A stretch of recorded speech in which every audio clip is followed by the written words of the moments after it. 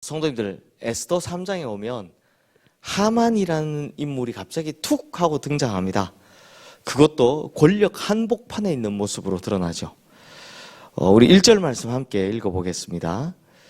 그 후에 아수에로 왕이 아각 사람 함무다다의 아들 하만의 지위를 높이 올려 함께 있는 모든 대신 위에 두니.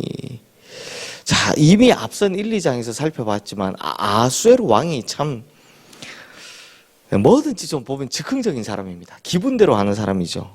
귀도 얇은 편이고 뭐 하여튼 뭐 그냥 자기 마음대로 하는 사람입니다. 워낙 큰 권력을 가지고 있으니까요.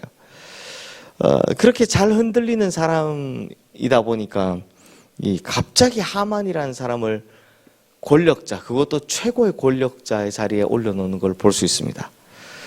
아마 그 아수에로 왕의 성격이 이런 일을 벌였다.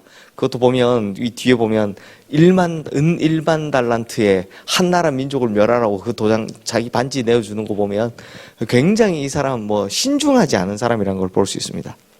그래서 이 아수에로 왕의 이런 성격 덕분에 갑자기 권력의 중심에 하만이라는 사람이 새롭게 등장하는데, 흥미로운 건 하만 역시도 이 아수에로와 같은 범주의 사람이라는 겁니다. 하만 역시 우리가 에스더 1장에서 보았던 것처럼 하나님 없이 사는 인생의 세 가지 특징이 있었죠. 자기가시, 허영, 그리고 분노. 이런 똑같은 모습을 보여줍니다. 그러므로 오늘은 이런 하만의 모습을 통해서 우리가 경계해야 될 삶의 자세와 또 하나님 없이 사는 사람의 특징을 한번 살펴보려 합니다. 성도님들, 아수에로 왕은요, 하만의 지위를 높여주는데 거기다 뭘 덧붙이느냐? 모든 신하들로 하여금 그에게 무릎을 꿇어 절하게 하는 법을 내립니다. 이걸 또 법으로 내립니다. 그런데 이 에스더의 사촌 오빠죠, 모르드게는 결코 그 사람 앞에 절하지 않습니다. 그러니까 이렇게 생각하시면 됩니다. 이게 절 한번 하면 되지. 뭐라고 이걸 이렇게 하느냐? 신사참배 비슷하게 생각하시면 됩니다. 우리는 살아있는 사람에게 절대 절하지 않습니다. 이런 느낌으로 생각하시면 됩니다. 그러면서 이제 벌어지는 일들이 에스더 3장에 기록되어 있는데, 여기서 우리가 주의 깊게 살펴봐야 될 두 가지가 있습니다. 첫 번째는 하만의 교만입니다. 하만은요, 자기에게 절하지 않는 모르드게를 보고 굉장히 민감하게 반응합니다. 우리 5절 말씀인데요. 하만이 모르드게가 무릎을 꿇지도 아니하고 절하지도 아니함을 보고 매우 노하더니라고 합니다. 자기에게 절하지 않는 모르드게를 보면서 너무너무 화를 냈다는 겁니다. 이게요, 사람이 권력의 중심에 있고 교만이 하늘을 찌르기 시작하면 이걸 그냥 못 넘어가는 겁니다. 누구라도 자기에게 절하지 않으면 이걸 못 넘어가는 거죠. 그런데 그냥 화만 내고 끝나는 게 아닙니다. 문제는 이게 문제죠. 이렇게 시작된 분노가 어디까지 이어지느냐? 6절 말씀 우리 함께 읽어보겠습니다. 그들이 모르드게 민족을 하만에게 알림으로 하만이 모르드게만 죽이는 것이 부족하다 생각하고 아수에로의 온 나라에 있는 유다인 곧 모르드게 민족을 다 멸하고자 하더라. 일이 점점 커지고 있습니다. 그냥 자기에게 절 안 해서 화가 나는데 이 화를 누구에게 갚는다? 온 유다인들을 다 죽이겠다고 지금 하는 겁니다. 이게 말이 됩니까? 근데 여기까지도 그래도 좀 이해해 줄 수 있습니다. 화가 나니까 말로는 내가 저것들 다 내가 죽여야지 뭐 이렇게 말로는 할 수 있습니다. 그런데 거기서 끝나지 않습니다.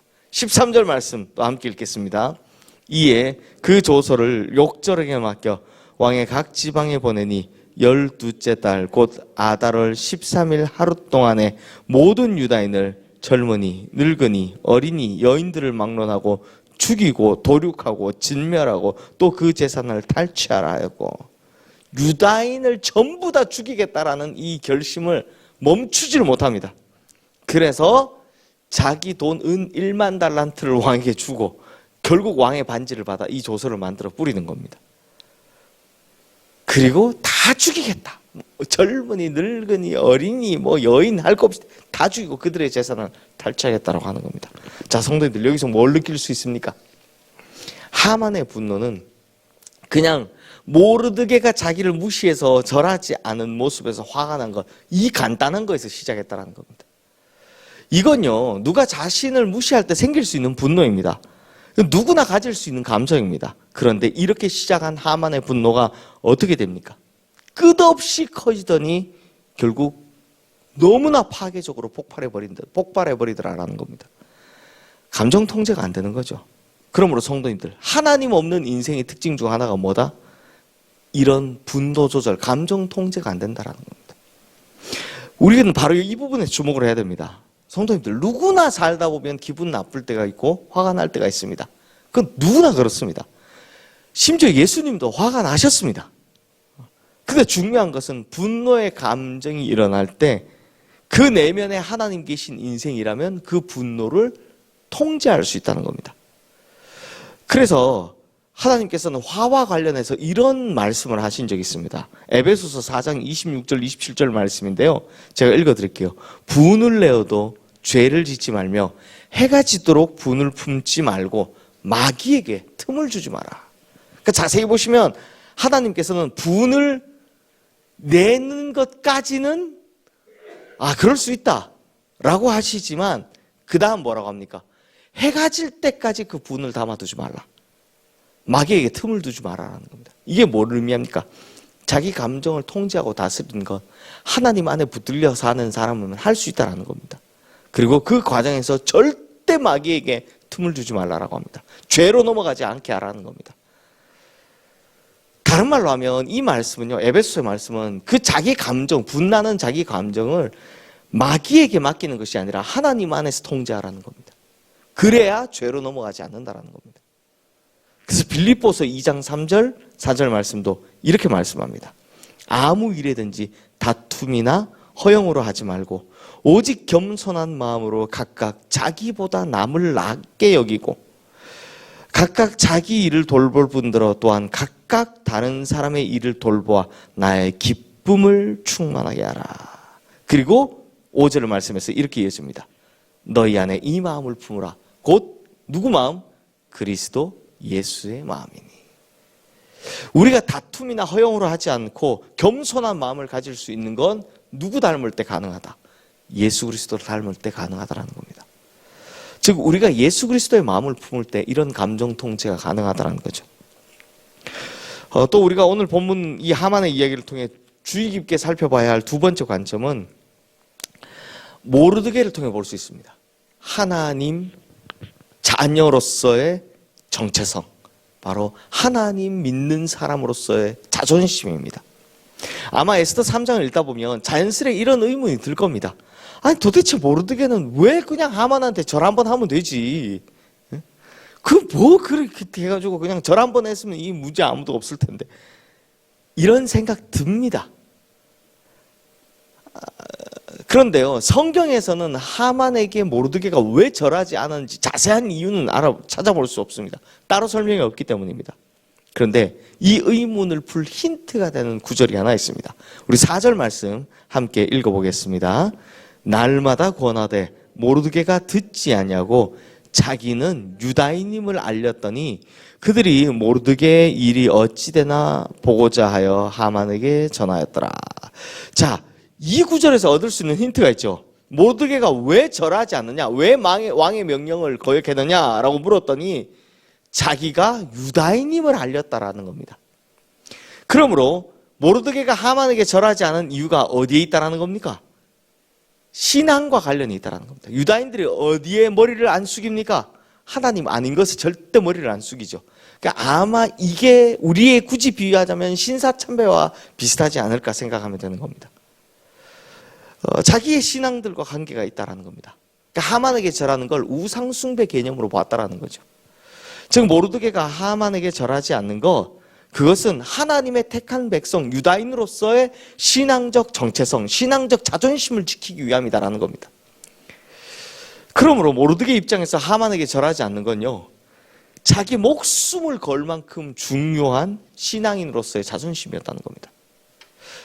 이게 맞는 이유인 것 같습니다. 왜냐하면 안 그랬으면 다른 유다인들이 와서 모르드게를 말렸겠죠. 야, 제발 절 좀 해라. 다른 유다인들 와서 너 때문에 우리 다 죽게 생겼다 라고 할 텐데, 유다인들이 다 아무도 그런 이야기를 안 하는 걸 보면 이건 분명히 자기 민족의 정체성, 즉 신앙의 정체성과 관련이 있다는 걸 알 수 있습니다. 성도님들, 사람마다 건드리면 안 되는 게 하나 있죠. 그게 바로 이런 것들입니다. 이런 자존심입니다. 자, 그렇다면 우리 역시 어디에 자존심을 세워야 되겠습니까? 쓸데없는 자존심이 아니고요, 우리 역시 이런 크리스찬으로서의 자존심을 세워야 하는 겁니다. 우리가 크리스찬으로서의 자존심을 세워야 하는 것이 있다면 바로 이 말씀이 되어야 된다고 생각합니다. 요한일서 3장 1절 말씀인데요. 화면 없나요? 제가 안 띄웠나요? 요한일서 3장 1절 말씀 제가 읽어드리겠습니다. 보라, 아버지께서 어떠한 사랑을 우리에게 베푸사 하나님의 자녀라 일컬음을 받게 하셨는가? 우리가 그러하도다. 그러므로 세상이 우리를 알지 못함은 그를 알지 못함이라. 자, 이 말씀은 이런 뜻입니다. 남들은 잘 모르겠지만, 남들 보기에는 좀 시시해 보이겠지만, 내 속 사람은 그렇게 시시하게 볼 사람이 아니야.